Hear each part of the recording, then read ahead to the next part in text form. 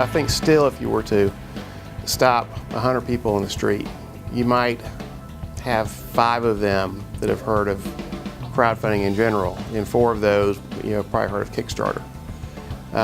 The one person who knows about the equity crowdfunding at this point is probably somebody who's either involved in doing it or is maybe an attorney. In the absence of fact, people make things up.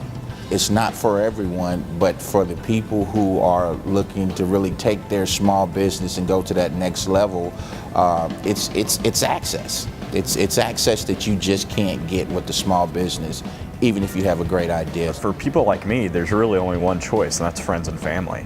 And it's not to say I didn't have people that were very interested in it, we just didn't have the avenue of bringing in their money versus them just basically paying for services, which always, doesn't always appeal to people, especially if they're accustomed to certain traditional ways of investment or channels of investment. Well, the mission of the Georgia Crowdfunding Association is advocacy, education, and awareness for all of the players in the ecosystem around crowdfunding. We hope to support and help businesses, professionals, and investors.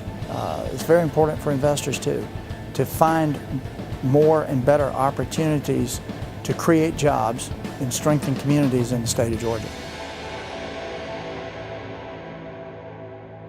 If we look at historically, when you want to invest your money, you've got a few options. You've got the stock market, you've got bonds, you've got put the money in the bank and earn interest.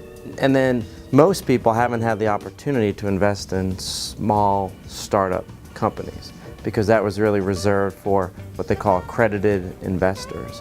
And those are people typically with $1 million worth of net worth or more.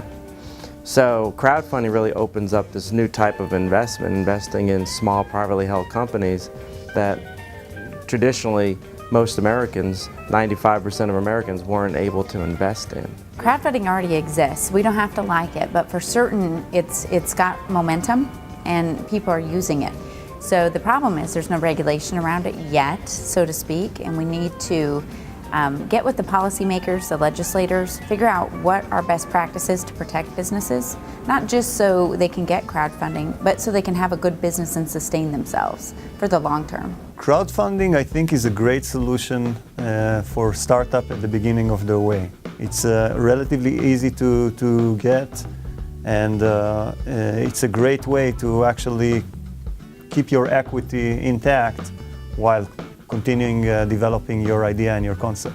Georgia is extremely far ahead of all the other states in that they've got their own crowdfunding exemption called Invest Georgia, the Invest Georgia exemption. And it is a straightforward, simple process for telling the state what you're doing, but then giving you free rein to go out and do it. Of course, you still can't commit fraud, you still can't do all the bad stuff, but it really relies upon electronic media and social networks to provide the oversight necessary to protect the investors and to protect the companies doing the investment. And Georgia is one of only 2 states in the nation that allows that right now. Kansas is the other one, and Kansas has a good law, but it's limited in the amount you can raise, far more limited than Georgia. Granted, for every 5 people that actually raise quite a bit of money, there's 100 people that don't raise anything. But I think that the advantage goes to that entrepreneur or startup that has the best story. I think everybody who's starting a business has a special story that they want to tell so people can relate to them, and I think crowdfunding has that extra platform for them to do that. And it reaches a lot more people than standing in a room with angel investors and they're just kind of like, okay, you're done, whatever. But with crowdfunding, you are able to spread the word and spread your story and help other professional women in a better platform than the traditional. I think having a clear business plan was also really important, and actually it was a pretty good training ground for us because it really caused us to sit down and go over that business plan a lot, revise it a lot, and finding clarity. I think getting really clear about the mission of the plan and like what it is you're doing makes it much more appealing for people to want to fund the project. You need a great idea, you need a really good business plan, because a lot of companies who get the cash but don't have a well thought out business plan, they will fail. And so that's one of the things that the Georgia Crowdfunding Association can help entrepreneurs do.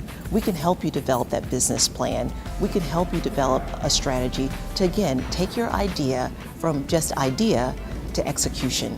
We want Georgia to be that flagship state where it's being done and it's being done right so that people across the country know it can be done.